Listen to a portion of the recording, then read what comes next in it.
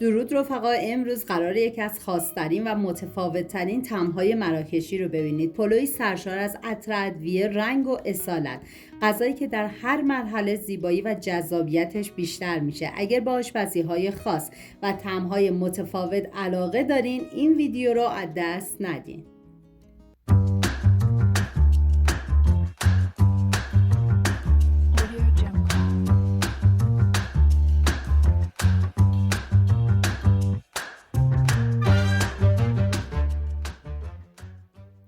200 گرم لوبیا سبز رو به اندازه های دلخواه خورد کنید که من لوبیا سبز فریزری داشتم با مقداری هویج مخلوط کردم. شما میتونید هویج رو حذف کنید. میریزم داخل قابلمه مقداری آب و کمی نمک، زمان میدم تا لوبیا بپزه.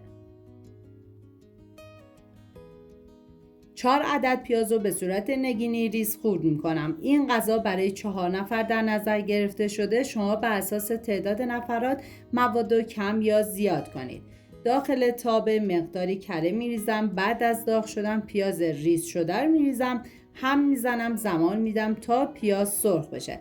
من اندازه ها رو هم در طول ویدیو میگم، هم داخل دیسکریپشن نوشتم.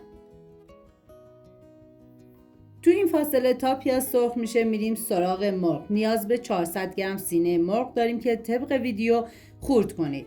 این پلو مراکشی رقیب سرسخت لوبیا پلوی ایرانی هستش. من پلو مخلوط‌های زیادی درست کردم و همچنین غذاهایی که ملل که با مرغ درست میشه.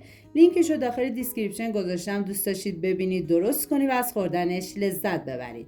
بعد از اینکه مرغ خورد کردم میریزم داخل تابه، هم میزنم و بعد سر تابه رو میذارم به مدت 10 دقیقه تا آب مرغ گرفته بشه و بعد از اون کمی سرخ بشه.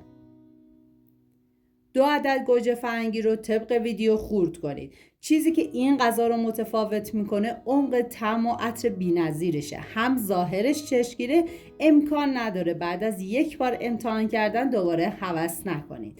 بعد از اینکه آب مرغ گرفته شد گوجه فرنگی رو میریزم، هم میزنم و میذارم به مدت 5 دقیقه دیگه تف بخوره و اینکه حتما حرارت کم باشه.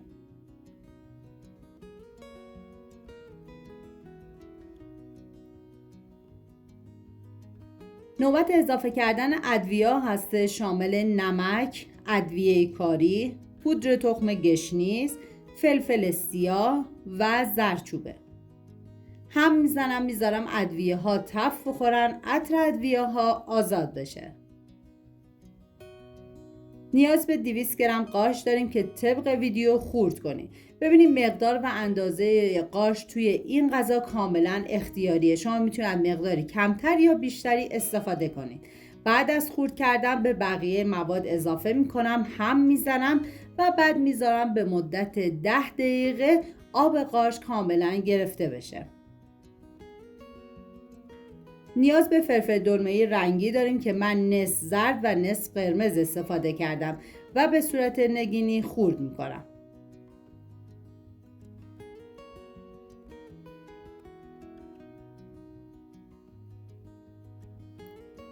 بعد از اینکه آب قارچ کاملا گرفته شد اولیه هم میزنم و بعد فلفل دلمه رو اضافه میکنم.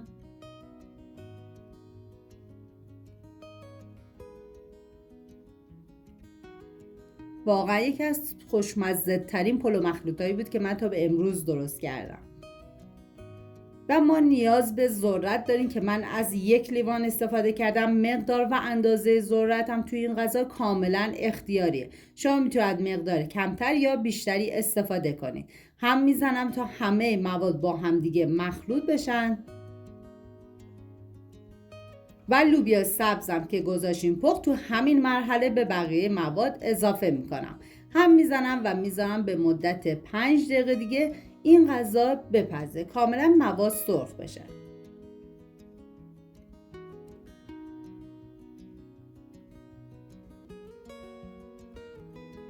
و بعد از اینکه به این مرحله رسید خاموش میکنم.